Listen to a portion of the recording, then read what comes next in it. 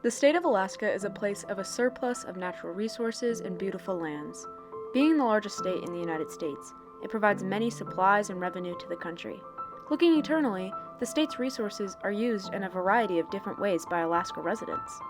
Many families make their living and survive partially off of what they harvest themselves. Hunting and fishing are a huge part of the Alaskan way of life and are heavily regulated by the federal government, as shown here. The colored areas indicate federal government. What an impact salmon have on the livelihoods of so many people across not only Southeast Alaska, but the entire world. Federally, the Fish and Wildlife Service is government agency dedicated to the conservation, the protection, and the enhancement of fish, wildlife, plants, and their habitats. They use research and conservation efforts to promote innovative, sustainable fish and wildlife management programs to optimize public use. Through these regulations and restrictions, the Fish and Wildlife Service and its related departments impact my own family in both negative and positive ways. Personally, dip netting and caribou permits are one of the main ways we get fresh food to keep for the next year. Following the regulations of the Department of Fish and Wildlife Service, the Alaska Department of Fish and Game manages fisheries, game management units, and special areas in relation to the state government, as well as acting as the regulatory medium between the federal government and the citizens of Alaska. We use fish and meat to provide for my elderly family members who can't do the harvesting on their own anymore. Dip netting on the Kenai River is an activity practiced by many Alaska residents, including my own family. Using a bag-shaped net supported on all sides by a rigid frame, people flock to the river to catch tasty red and king salmon to either can, freeze, or smoke and eat for the rest of the year. Whether you dip net from the shore or the boat, there are many limits and regulations imposed by the federal government. To participate, you must possess a correct fishing license for your needs. There are specific licenses for seniors and disabled veterans.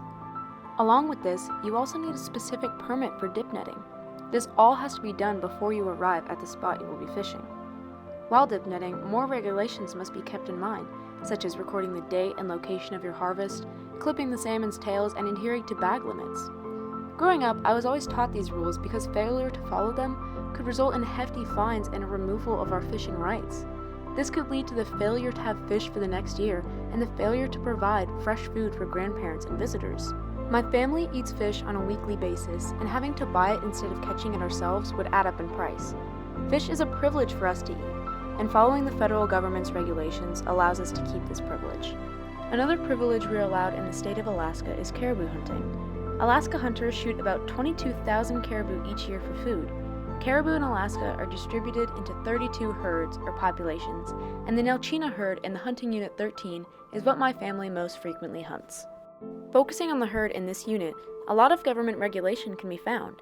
There are two ways for my family to harvest a caribou: household permits and proxy tags. My dad applies for a household permit every year and takes time to fill out paperwork and go to a Department of Fish and Game or Fish and Wildlife Service to make sure that we have the proper identification and understand the restrictions and limits. Through the household permits, we are allowed one caribou per household and usually have two sets of dates to apply for: August or September, plus the possibility for an extension from October to March. The proxy hunt has different regulations, however, even though it runs along the same dates. According to federal regulations, an Alaska resident, the beneficiary, may obtain an authorization allowing another Alaska resident, the proxy, to hunt moose, caribou, or deer for them if they are blind, 70% physically disabled, 65 years of age or older, or are developmentally disabled. Since my aunt and grandparents fit into this category, we can choose to hunt for one of them. Special restrictions come with this kind of hunting, such as removing at least one antler from the skull plate to destroy its trophy value.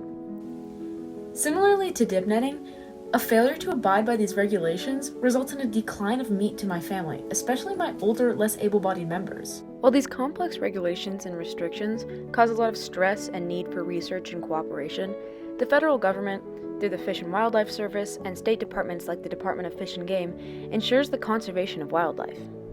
In an interview with Lisa Murkowski, she discussed where the funding for the U.S. Fish and Wildlife Service goes towards. Wildlife refuges, it goes towards conservation of endangered species and their habitat.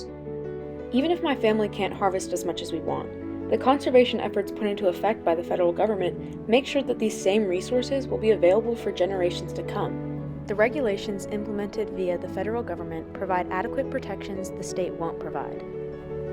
And the problem is that the state is aiming to turn 20 million acres of our national parklands into what is essentially a glorified game farm.